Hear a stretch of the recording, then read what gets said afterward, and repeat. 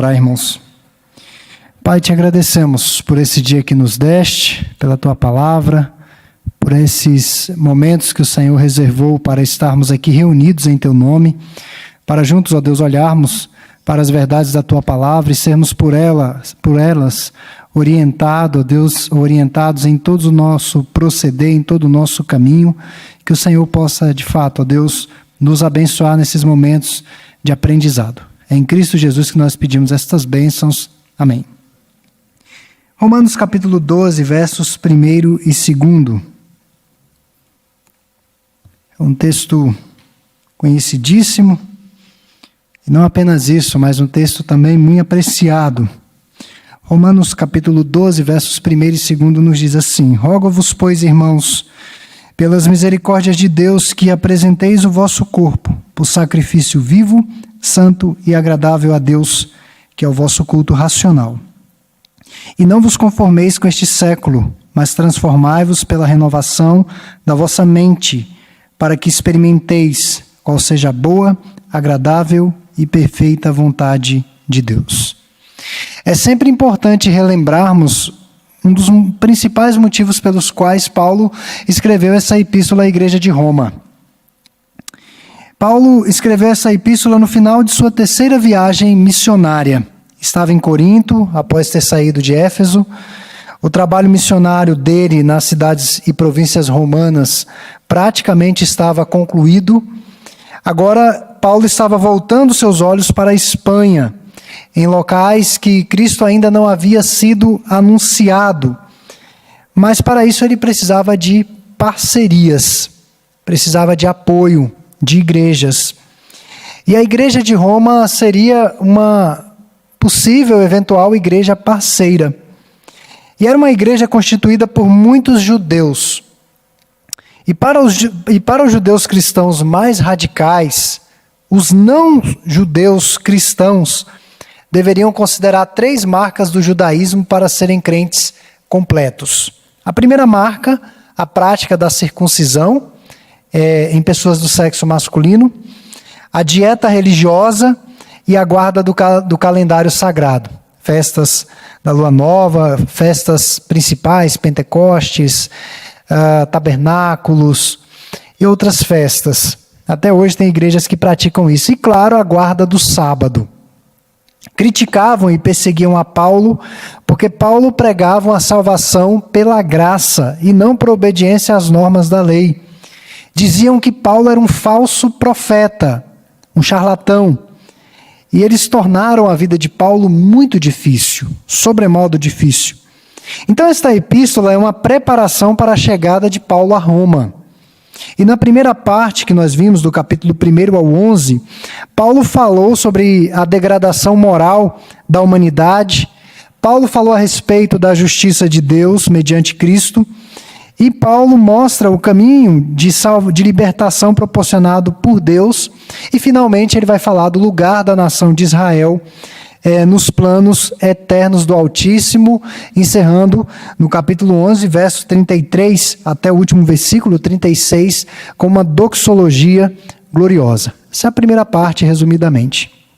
E em Romanos 12, nós estamos agora oficialmente adentrando na segunda etapa do escrito, o que nós chamamos de parte prática, as aplicações, as considerações finais de Paulo. Diante de tudo isso que foi falado, o que isso tem a ver com a igreja de Roma e o que isso tem a ver com a igreja de todos os tempos. Então, os 2 versos que nós lemos abrigam um conteúdo muito vasto, é muito extenso. Nós vamos aqui apenas falar resumidamente. Esses 2 versos constituem um apelo que Paulo faz àquela igreja. São algumas ordens. E essas ordens que Paulo dá, esse apelo, essa exortação, como ele diz assim, rogo-vos, é um apelo que ele está fazendo. Quando nós analisamos, são pedidos ardentes, fervorosos, que têm muito sentimento, um sentimento intenso, que expressa o desejo mais profundo do íntimo do veterano apóstolo. Em outras palavras, meus irmãos, Paulo está aqui abrindo o coração para os seus leitores. Está falando cara a cara com seus leitores. E daí ele parte então para essas ordenanças. A primeira é oferecer o corpo por sacrifício vivo. Ou seja, é um sacrifício vivo. O cristão não precisa ser morto nesse culto espiritual, porque Cristo já morreu por eles. Então não há necessidade de nós morrermos no culto racional ou espiritual. Nós podemos colocar tanto o racional quanto o espiritual. Há alguns comentaristas que preferem espiritual, porque racional dá ideia só de razão, de intelecto, de pensamento, e o espiritual abarca tudo. É sentimento, é razão, é todo ser. Paulo aqui está tomando a linguagem sacrificial e ritualista do Antigo Testamento. Animais sem defeitos deveriam ser apresentados para o sacrifício a Deus. Eles eram mortos, eles eram ali, o seu sangue era derramado sobre o altar, e ao final eles eram queimados e subia uma fumaça, e aquela fumaça era agradável às narinas do Senhor. Hoje, se nós fôssemos praticar isso, certamente seríamos interditados por conta dos direitos dos animais. Então, Paulo está tomando essa linguagem ritualista do Antigo Testamento. Daí o termo agradável aparece no texto. É agradável a Deus. Hoje não apresentamos mais animais para o sacrifício. Na linguagem de Paulo, nós precisamos apresentar os nossos corpos e estes vivos. Corpos aqui, o soma no grego, está inteiramente vinculado à inteireza do ser. Por isso que culto racional restringe demais. Temos de nos entregar absolutamente a Deus, sem reservas e completamente. Na prática, viver o cristianismo numa atitude de entrega, de submissão e completa renúncia, como alguém que, se necessário for, está disposto até mesmo a dar a própria vida pela glória de Deus. Ou seja, uma disponibilidade total a Deus. Mas esse apresentar o corpo está fundamentado em algo. Apresenteis os vossos corpos por conta das misericórdias, e misericórdias aparece aí no plural. E essa palavra, misericórdias, diz respeito à ausência de qualquer mérito da pessoa que é alvo da atitude de bondade do Senhor. As misericórdias que Paulo se refere são justamente todo o cômputo de salvação realizado por Deus aos eleitos. Ele não está falando aqui dessas misericórdias que se renovam para nos dar forças para enfrentarmos as tribulações diárias. Ele está falando aqui dessa misericórdia manifestada no Cristo, morto na cruz, nessa salvação que nos alcança e tem desdobramentos eternos. Então, Paulo não está aqui requerendo um ato automático, legalista, místico, pragmático ou sem sentido nenhum. Não é um culto automático, mas é um culto consciente de que fomos alcançados por essas misericórdias. Eu não sei se os irmãos estão entendendo o que eu estou querendo dizer. A ideia que se tem muitas vezes de culto é de receber alguma coisa, é de receber bênção. E o que Paulo está dizendo aqui é que o culto, na verdade, é uma entrega. É oferecer algo a Deus mediante o que Ele já fez. Por isso que não cabe para o cristão dizer, eu não tenho motivos para cantar, eu não tenho motivos para louvar a Deus, eu não tenho motivos para me alegrar no Senhor. Não cabe. Porque todas as razões necessárias para o culto, para o deleite em Deus, já foram feitas pelo próprio Deus na cruz, em Cristo Jesus, em sua obra. O que Paulo vem falando do capítulo 1 até ao 11. Então, meus irmãos, o culto é um ato resultante do entendimento e aceitação do que foi dito até aqui. Culto racional, nós poderíamos traduzir com o que Jesus disse, é o culto em espírito e em verdade. É o culto que há um envolvimento espiritual, mas não abdica da verdade, a verdade de Deus. É o que muitos vão dizer na teologia, uma das máximas da teologia, é crer para compreender. Se nós tentarmos compreender antes de crer, vai dar um nó maior ainda. Então é necessário se aproximar de Deus crendo nas suas verdades. O culto é uma entrega. A primeira ordem de Paulo é que nós não nos amoldemos aos esquemas do mundo, ao espírito do nosso tempo. O mundo é uma forma que molda as pessoas. O mundo vai nos envolvendo, vai nos atraindo, vai, de certa forma, nos corrompendo. Essa palavra mundo aqui não é cosmos, não é o que foi criado, mas é todo um sistema que se opõe à lei de Deus. E essa palavra século pode ser traduzida como mundo. Não vos amoldeis a esse mundo. E Paulo já havia falado sobre a vida desregrada da sociedade greco-romana. Ele já havia descrito isso no capítulo 1, os capítulos iniciais do capítulo 1 ao 3. Paulo falou acerca da homossexualidade, que era escancarada. Nós vemos hoje a homossexualidade tão popular, tão aceitável na nossa sociedade. E eu não me lembro quem disse isso, mas essa pessoa disse que uma sociedade está à beira do colapso quando se aceita esse tipo de prática como normal, como tranquila, como não pecaminosa. O mundo greco-romano, a homossexualidade era escancarada e foi arruinado.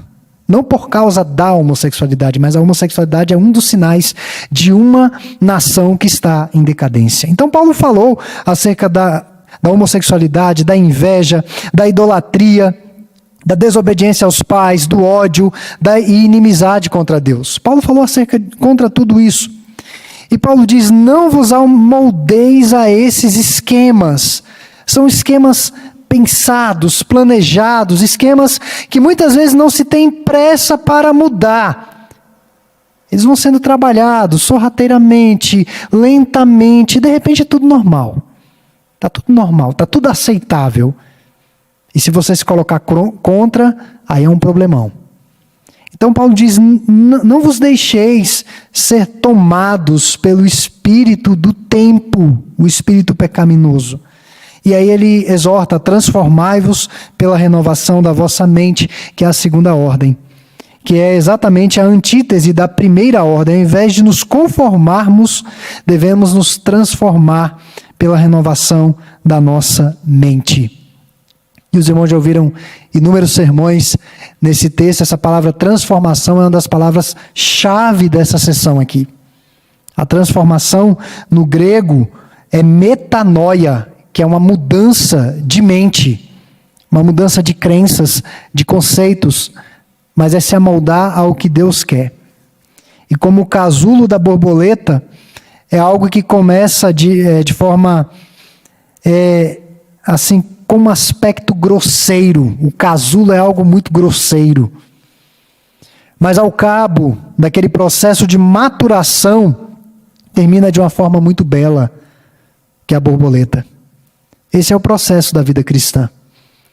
A nossa mente vai sendo trabalhada constantemente. Essa metanoia é se tornar semelhante a Cristo. Um processo de transformação constante, diário. É não depender dos especialistas, é não depender do que os outros pensam, mas depender do que Deus pensa. O que Deus pensa, não é o que Deus acha, é o que Deus pensa, a verdade de Deus. Então é pela mente, irmãos. É reorientar nossa maneira de pensar a maneira de Deus para finalmente, final do verso 2, experimentarmos a boa, perfeita e agradável vontade de Deus. Boa vontade, porque é o que Deus quer para os seus filhos. Deus quer o bem de seus filhos. Perfeita, porque em Deus não pode haver erros, engano algum. Em muitas situações nós temos dificuldade de aceitar o que Deus está fazendo. Muitas situações. Mas uma lição que eu aprendi ao preparar esse estudo, é que nós não podemos melhorar o que Deus tem para nós. Nós não temos condições de melhorar aquilo que Deus já preparou para nós. Não existe nenhuma situação que possamos culpar a Deus de ter errado. E essa vontade é agradável porque satisfaz a mente e o coração. Traz calmaria, traz paz ao coração. O que é que nós podemos concluir, irmãos, aqui desse texto, nós poderíamos falar muito mais acerca dos termos e destrinchá-los, mas o que nós podemos aplicar para o nosso aprendizado essa noite? O primeiro é que a boa teologia, o bom entendimento acerca de Deus desemboca numa vida transformada. Não adianta ter um cabeção e ser raquítico espiritualmente. É praticamente inútil. É preciso conhecer o Senhor, mas é preciso mudança. E a mudança vai afetar a nossa maneira de ser, a nossa maneira de reagir a certas situações, as nossas deliberações, as nossas decisões em momentos cruciais, a forma como tratamos as pessoas. A teologia, o entendimento a respeito de Deus só tem valor se mudar a vida. Se não mudar a vida, não adianta. Não adianta nada. Paulo falou de verdades tão profundas, e se eu fosse perguntar aos irmãos, talvez muitos de nós ainda temos dúvidas do que estudamos ao longo dessas semanas, desses meses. E é bom que as dúvidas existam, mas certamente aprendemos um pouco a respeito dessa epístola aos Romanos. Mas se isso não desembocar numa aplicação para a vida, de pouco adiantou. Nós não podemos desprezar o bom ensino da palavra, porque as boas práticas só vão encontrar fundamentação em boa doutrina. Então vejam que as duas coisas caminham juntas, não tem como separar. Bom entendimento, ser impactado pela verdade, vai desaguar numa vida transformada. Se nós não caminharmos assim, irmãos, com bases sólidas e vivência da palavra, a igreja vai estar suscetível a toda sorte de inovações. Podem perceber que estão sempre inovando no contexto eclesiástico do nosso país. Agora, já tem um tempo isso, deve ter uns 8 anos. A moda dos templos hoje são templos trashes, templos que tudo é preto, tudo é preto.